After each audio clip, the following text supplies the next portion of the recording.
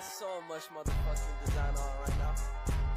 Break it down, bring it back, make it clap. I got 3 old thoughts, new guap, wearing that thing. Bitches on my line, and you know. Assalamualaikum warahmatullahi wabarakatuh. Halo, bagaimana kabar kalian hari ini? Semoga anak-anak sekalian sehat selalu dan senantiasa dalam lindungan Allah Subhanahu wa Ta'ala. Amin. Pada kesempatan kali ini, kita akan belajar tentang buku fiksi dan buku non-fiksi. Sebelum ke materi, Ibu akan ingatkan, silahkan ambil buku catatan dan alat tulis untuk kalian catat, kemudian buat peta konsep atau ringkasan agar memudahkan kalian dalam belajar. Setelah menyimak video pembelajaran, diharapkan anak-anak sekalian dapat memahami dan menjelaskan pengertian, ciri-ciri, jenis-jenis, perbedaan, dan juga unsur-unsur dari buku non-fiksi dan buku fiksi. Nah, langsung saja ya, kita akan belajar tentang buku fiksi dan buku non-fiksi.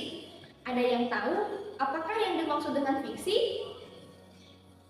Fiksi merupakan cerita rekaan. Jadi, buku fiksi adalah buku yang berisi cerita rekaan yang dibuat untuk menghibur pembaca.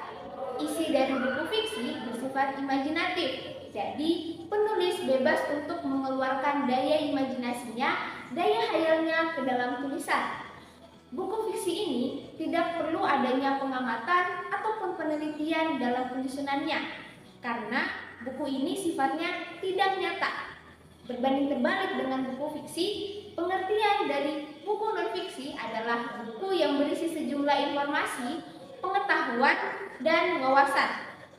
Penyusunan buku fiksi harus melalui tahapan pengamatan atau penelitian agar isinya dapat dipertanggungjawabkan dan juga disertakan dengan data-datanya. Baik, kita akan melanjutkan ke ciri-ciri dari buku fiksi dan buku non-fiksi ya. Ciri-ciri dari buku fiksi terlebih dahulu. Pertama, menggunakan gaya bahasa dan majas. Kedua, menggunakan kata-kata yang bersifat konotatif. Artinya, kata yang digunakan mengandung makna kiasan atau bukan makna sebenarnya. Misalnya, kata meja hijau bukan berarti meja berwarna hijau, tetapi pengadilan. Ketiga, berdasarkan imajinasi atau rekaan belaka. Itulah ciri-ciri dari buku fiksi. Perhatikan selanjutnya ciri-ciri dari buku non-fiksi. Pertama, menggunakan bahasa yang formal atau baku. Kedua, menggunakan kata-kata yang bersifat denotatif, berarti kata yang digunakan bermakna sebenarnya. Tiga, berdasarkan fakta. Dan yang terakhir atau keempat, berbentuk tulisan yang menyajikan informasi atau menyempurnakan informasi yang pernah ditulis sebelumnya. Jelas berbeda ya anak-anak antara ciri dari buku fiksi dan buku non-fiksi. Ya, mudah kan? Kita akan lanjut ke jenis-jenis buku fiksi dan buku non-fiksi. Jenis buku fiksi ada novel, cerpen, puisi, roman, dan lain sebagainya. Sedangkan jenis buku non-fiksi ada buku pelajaran, buku ensiklopedia, majalah, artikel ilmiah populer, dan lain sebagainya. Baik, kalian tadi sudah mendengarkan penjelasan tentang pengertian, ciri-ciri, serta jenis-jenis dari buku fiksi dan buku non-fiksi. Selanjutnya, Ibu akan melanjutkan penjelasan tentang perbedaan buku fiksi dan buku non-fiksi, serta unsur-unsur buku fiksi. Tentu saja, antara buku fiksi dan buku non-fiksi jelas memiliki perbedaan. Perbedaan antara buku fiksi dan buku fiksi yang pertama adalah berdasarkan sifatnya. Buku non-fiksi berdasarkan sifatnya adalah nyata karena berisi kenyataan yang didapatkan melalui proses pengamatan ataupun percobaan. Sementara itu, buku fiksi sifatnya khayalan atau rekaan belaka. Yang kedua, berdasarkan isinya.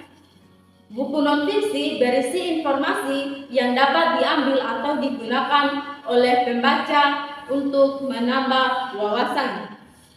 Buku fiksi berisi cerita khayalan atau imajinatif yang fungsinya untuk menghibur pembaca.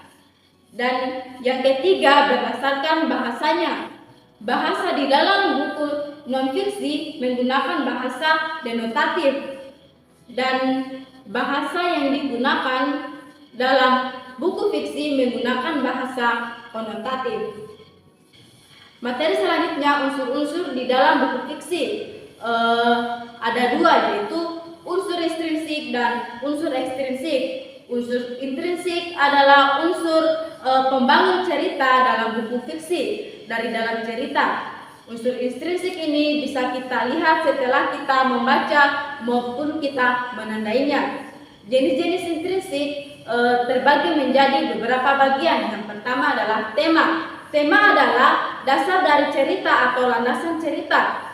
Tema contohnya tentang persahabatan, percintaan, perjuangan, pengorbanan, dan lain sebagainya. Yang kedua, alur adalah jalannya cerita.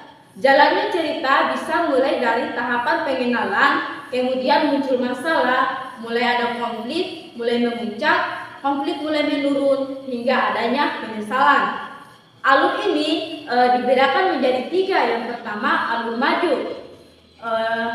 Dikatakan alur maju jika diceritakan dari awal hingga akhir cerita secara berurutan atau kronologis. Yang kedua, alur mundur. Dikatakan alur mundur jika diceritakan dari akhir menuju ke awal atau flashback.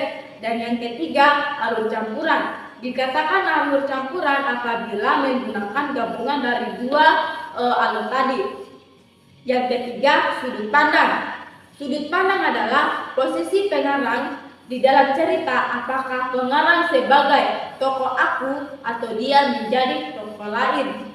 Yang keempat, latar merupakan tempat, waktu, suasana di dalam cerita. Yang kelima, tokoh. Tokoh adalah semua yang berperan di dalam cerita. Dan yang keenam, amanat. Amanat merupakan pesan yang ingin disampaikan di dalam cerita ataupun di dalam buku.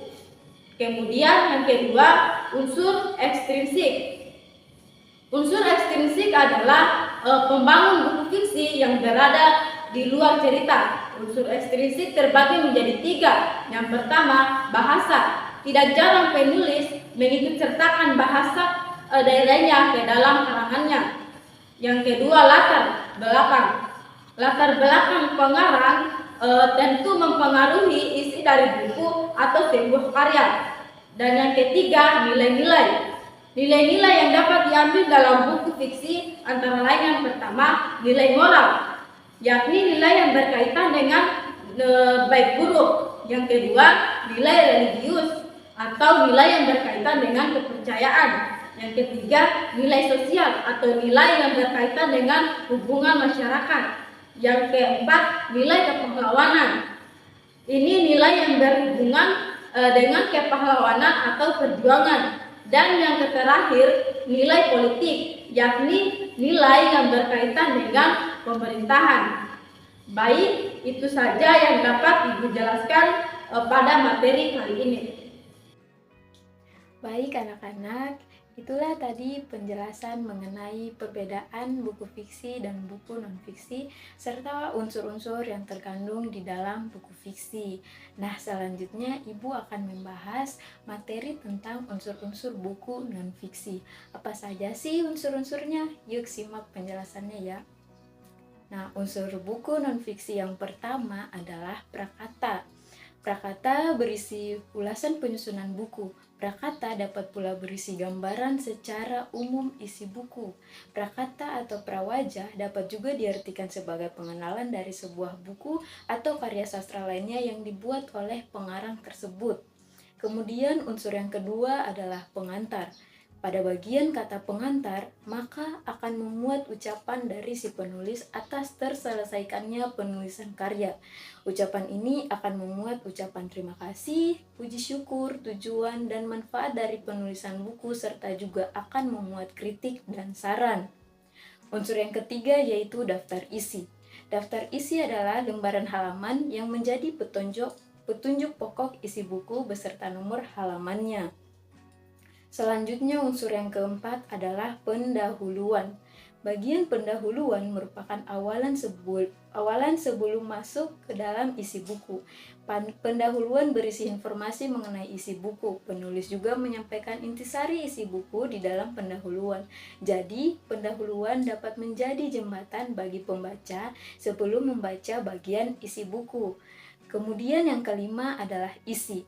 Bagian isi buku merupakan bagian inti buku. Bagian inti buku ini memuat berbagai informasi yang ingin disampaikan penulis.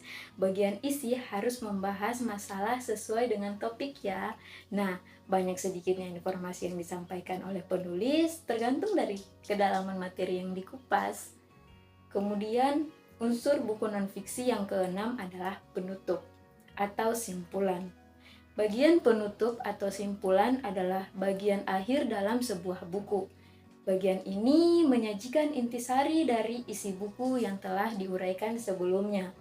Namun, perlu diingat ya anak-anak, ada beberapa buku non-fiksi yang tidak menampilkan bagian penutup ataupun simpulan ini ya. Nah, unsur yang ketujuh adalah glosarium. Glosarium berisi daftar kata atau istilah penting yang disusun berdasarkan alfabetis. Dan yang kedelapan adalah lampiran.